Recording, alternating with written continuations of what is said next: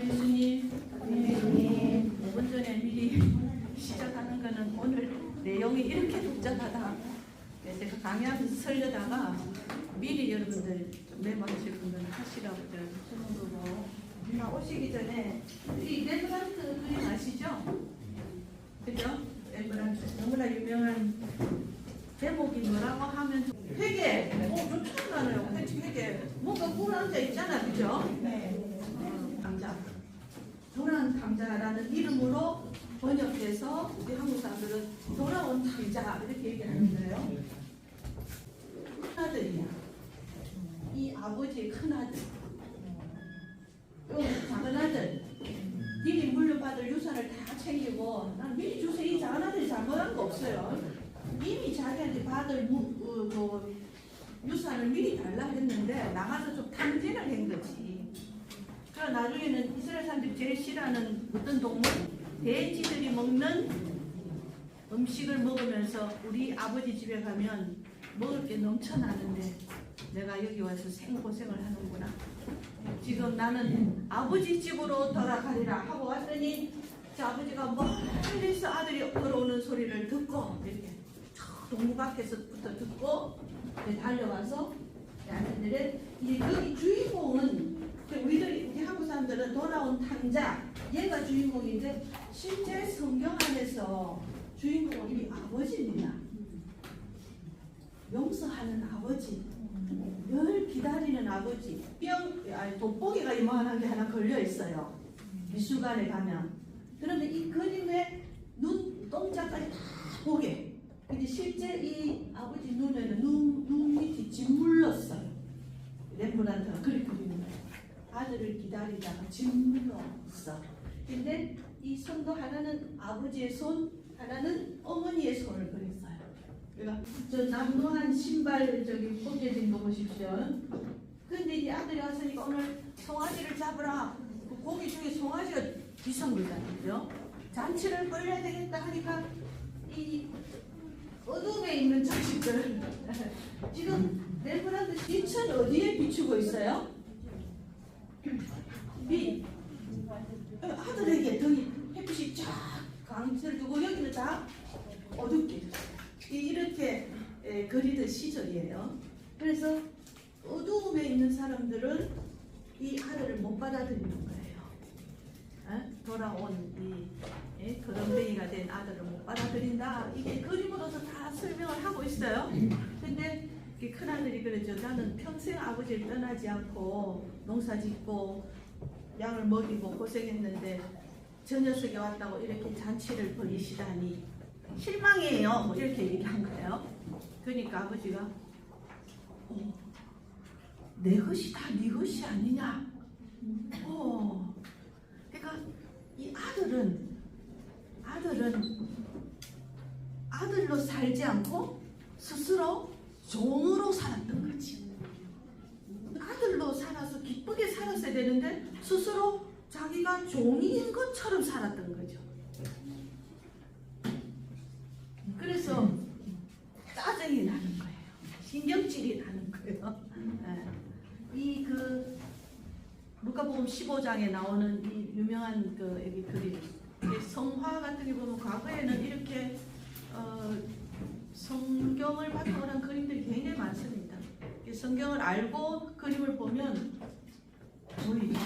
저 눈까지 짓물른 저 아버지가 저 멀리서 들려오는 아들의 소리를 들었다는 것은 늘 귀가 거기에 가 있는 거예요. 늘 오기를 누구처럼? 하느님처럼. 늘 데려서 네가, 늘 베네딕토 네가 내 소리를 듣기를 눈이 짓무르도록 네가 조금만 반응하면 나는 금방 안아주려고 준비하는 이 아버지가 주인공이에요. 어떻게 지으려면은 잃었던 아들을 되찾은 아버지 이렇게 정식으로 제목이 돼요. 이제 교구 주보에 한 줄로 복음을 독서와 주일 복음을 한 줄로 딱 요약하는 일을 제가 했습니다. 성경과 그 주에 복음과 독서 두 개를 읽고 한 줄로 딱 요약해서 묵상을 딱 하는 거. 두 줄도 안 돼, 한 줄. 제가 만화가가 옆에 만화를 그리고 그래서 제가 한 1년 6개월을 그 일을 맡아서 했는데 이날 보급일 때 제가 뭐라고 했냐면 제가 당신을 떠나싸운데 그죠? 이 아들이 제가 당신을 떠나싸운데 어찌 당신은 이렇다고 하시는 거예요. 그래서 우리가 신앙생활 하다가 우리가 멀리 떨어져 나갔는데도 불구하고 하느님은 당신은 이렇다라고 하시는 분이에요. 그 정도로 자비하신 신, 네. 우리가 말하는 하느님, 우리가 아직도 만져보지 못했던 그 신 하느님의 그 정체성입니다. 자비하시고 사랑이시고 이런 표현들이 오늘 제가 미리 칠판에 쓴 것은 2-3시간 일주일 강의해야 될 교리 이제 얘기를 제가 달콤하게 하겠다고 큰 소리를 쳤는데 이 시간이 이렇게 짧아질 줄 몰랐어요. 교이 신학이라는 학문이 있어요.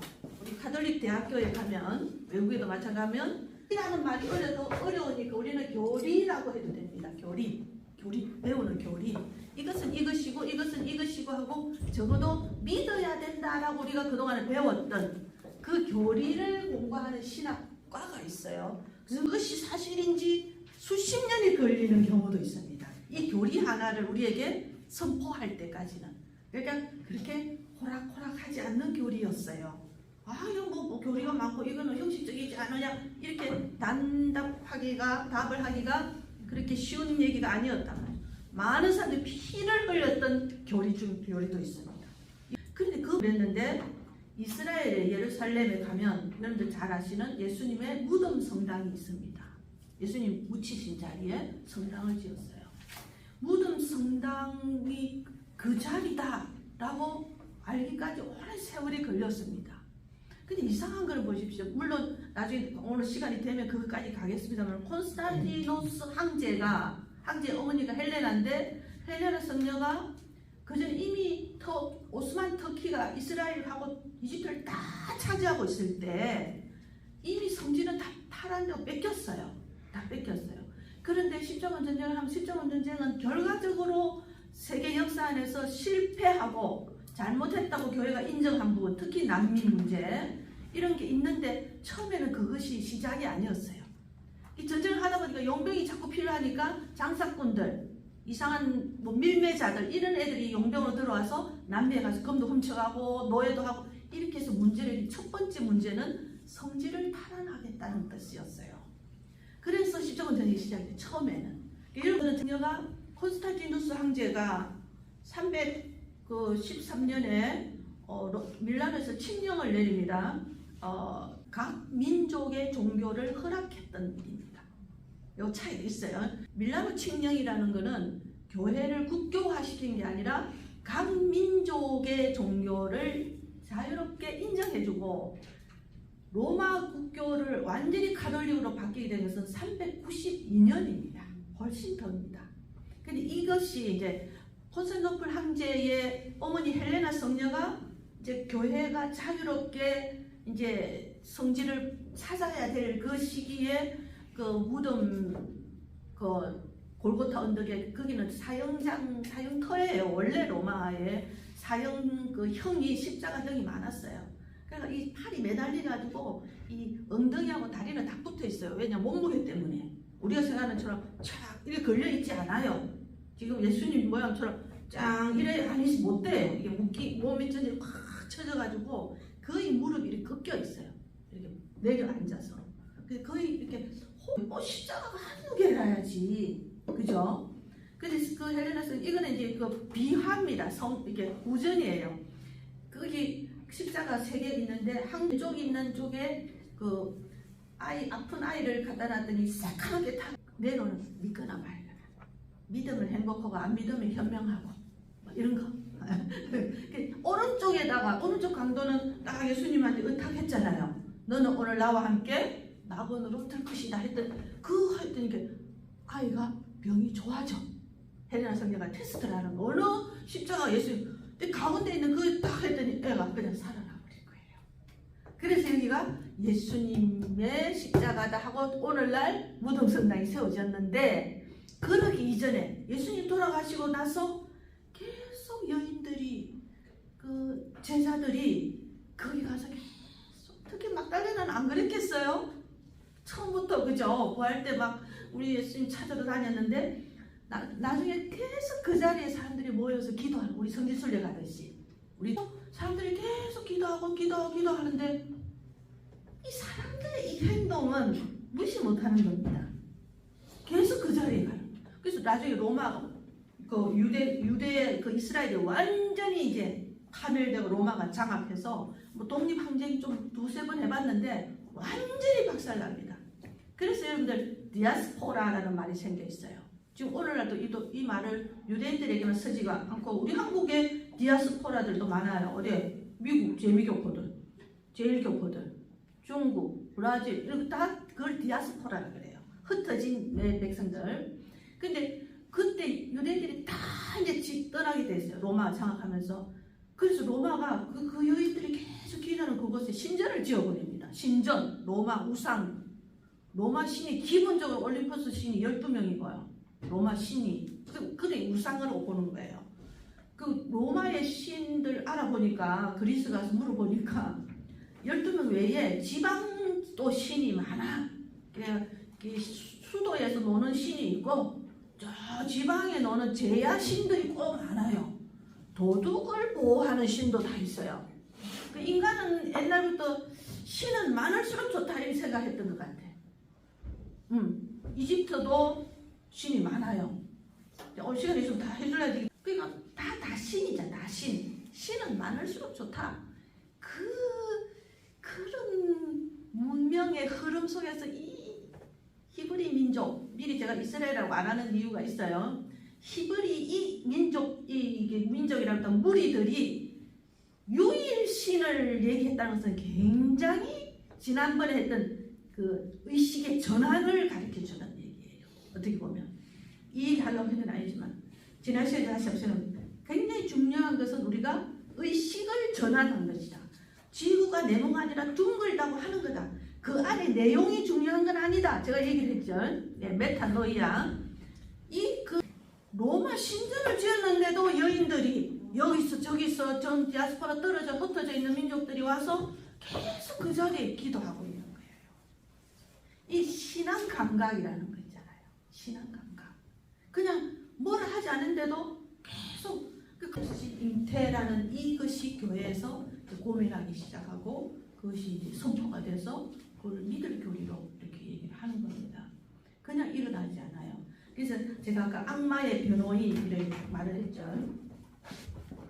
악마의 변호인. 요거는 뭐냐면 이 파티마의 기적도 마찬가지고 루르드도 마찬가지고 교회 우리 여러분들이 생각하는 우리 가톨릭이 만만치가 않습니다. 기적을 그렇게 인정 안 합니다.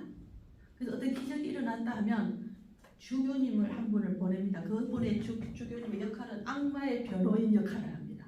저 애는 정신병자일 거야. 저 애의 가족력을 봐야 되겠어.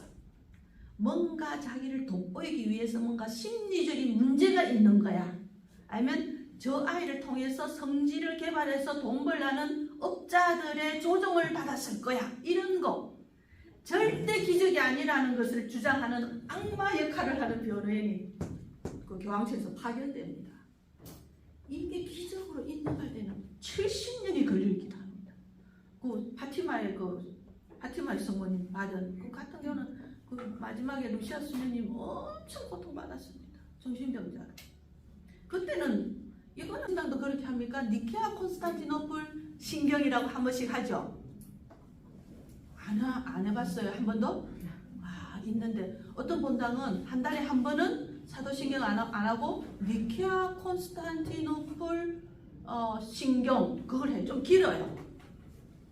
그때 니케아 콘스탄티노플에서 공예가 열렸는데 거기서 만들어진 신조라는 거예요. 신조. 각 종교들은 신조가 있어요. 그 신경, 믿을 만한 경문. 이것이 니케아 콘스탄티노플 어느 본당에서는 이런 그 신자들한테 가르치기 위해서 한 달에 한 번은 니케아. 그거는 내용이 굉장히 좀 길어요. 구체적으로. 이게 굉장히 문제됐던 게 뭐냐면 우리는 아무렇지도 신자들은 제가 이집트에 아마 세계에서 거의 유일하게 평신도 그룹이 왔다고 이집트 그 사람들 얘기하는데 초대교회에 삼변이 박해 시대에 계속 사막으로 피하는 그리스도교입니다. 그랬더니 이것이 있어요. 니케아 공의에 보면 그 신경에 보면 거기서 동방정교회가 서로마 교회가 갈라지는데 하느님 빼자. 하느님에게서 발현하면 우리는 중요 안 하다니까. 우리는 고민도 안 해도 돼. 근데 그 문제로 결국은 동방정교회가 갈라집니다. 서로 그것 때문에 싸우는 거예요. 굉장히 웃기죠? 근데 그 우리가 지금 읽는 사도신경 그 하나가 얼마나 많은 사건을 통해서 그려진 한 문장인지 여러분들이 읽을 때 가슴 찌릿하게 읽으셔야 돼요. 사실은. 예, 그래서 만들어진 겁니다. 성사는 무엇인가? 여러분들이 지금 견진 성사를 받을 텐데 지난번에 제가 설명했죠. 옛날에는 세례 받는 것과 동시에 그 있어 견진 성사가 아니라 왜 그랬을까? 그 얘기를 제가 설명을 못했어요. 옛날에는 세례 받는다 이꼴 순교였어요. 네, 초대교회 때는 세례 받는다는 뜻은 나는 순교 길을 가겠다는 거예요. 바로 옆집에서 우리 한국 교회도 마찬가지. 바로 옆 동네에서 처형이 되고 있는데 이쪽에서는 세례 받겠다는 백성들이 있었다니까요. 우리나라도 세례라는 것은 나는 당신과 함께 죽겠습니다라는 표현이거든요. 그러니까 그 자리에서 미리 견진성사까지 다 주는 거예요. 그 자리에서. 그러니까 한국 교회는 선교했던 교회니까 기간을 좀 뒀던 거예요. 주제를 좀 봐야 되는데 이렇게. 그러니까 견진이라는 것은 우리에게 용사라는 거, 자랐다는 거, 내 주장을 해야 될 그 나이, 청소년기를 넘어선 나이에 주는 성사인데, 그러면 보이지 않는 이 말이 나와야 돼. 보이지 않는 하느님의 은총을 이 말이 딱 나와야 돼. 성사가 무엇입니까? 물으면 여러분들은 쉽게 보이지 않는 하느님의 은총을 보일 수 있도록 드러내는 일, 보일 수 있도록 드러내는 예식 이 말입니다. 성사는 무엇인가? 성사는 거룩한 성사의 사건 사자입니다. 거룩한 성자의 사건 이렇게 쓰는 겁니다. 그러니까 그냥 교회에서는 7성사라고 해요. 7가지 세례성사, 태어나고 견진, 자라고 나면 결혼할 것인가 성직자가 될 것인가 결정해야 되는 혼인성사와 서품성사가 있고 중간중간에 아프니까 병자성사가 있고 그죠? 또 뭐 있더라? 수시로 성체를 영해야 되니까 성체성사가 있고 우리 주일날 여러분들이 언제가 성체성사냐면요. 주일날 미사 때 복사가 땡 하면서 신부님이 잡히시기 전날 밤에 예수님께서는 그 부분부터 성사입니다. 성체성사가 들어갑니다. 고전 과정은 성체성사를 준비하기 위한 우리의 마음가짐을 준비하는 과정들입니다. 엠마오로 가는 제자들이 걸어가는데 우리 끝났어 인생 그 양반이 뭐 한 자리 줄 줄 알았더니 죽었잖아. 이렇게 할 때 예수님이 야 무슨 얘기하냐 그리고 당신은 간첩이요? 뭐 이러면서 어제 그저께 예수라는 사람이 뭐 지가 막 예수 하나님 아들을 하더니 그 사람을 따랐더니 끝났어요. 쫑났어요. 이렇게 하니까 예수님이 구약에 이런 말이 있고 예언서에 이런 말이 있는데 너는 몰랐니? 하니까 가슴이 뜨거워지는 거야. 그 해가 뉘어지니까 네 신지는 모르거나 식사라도 하고 가시지요. 이렇게 말했습니다. 이렇게 성경에는 안 되지만 제가 지어내면 그렇습니다. 근데 그분이 빵을 딱 떼는 순간 그들의 눈이 탁 열려서 예수 그리스도 스승님 이렇게 된 거예요. 어떤 사람은 웃기네 하고 빵 뗄 때 못 잡은 게 보였다 이런 사람도 있는데 그림에 그런 것도 있어요. 그런 이게 뭐 문제는 아니에요. 근데 그들이 걸어가면서 예수님과 말씀을 나눌 때 심장이 뛰었던 그것이 독서하는 그 바로 말씀의 전례입니다. 말씀의 전례 때 여러분들이 심장이 뛰어야 돼. 그걸 뛰려면 그날 가가지고 주부도 봐야 되고 신부님 옷 색깔도 봐야 되고 옆에 사람 누가 왔는지 봐야 되고 아는 사람 왔는지 돌아봐야 되고 헌금도 만원 뺄지 5천원짜리 뺄지 막 준비를 해야 되니까 예사로 듣는단 말이에요. 그러니까 뜨거워질 수가 없지. 뜨거워질 수가 없어요. 미리 전날 읽고 묵상하고 갔으면 될 텐데 그러니까 그게 말씀의 전례면서 그러면서 내 탓이 우리 다 제도 해결하고 이 성체를 준비하는 거예요. 이 일을 당신이 육화하시고 인간이 되시고 우리를 다시 당신과 같이 용하는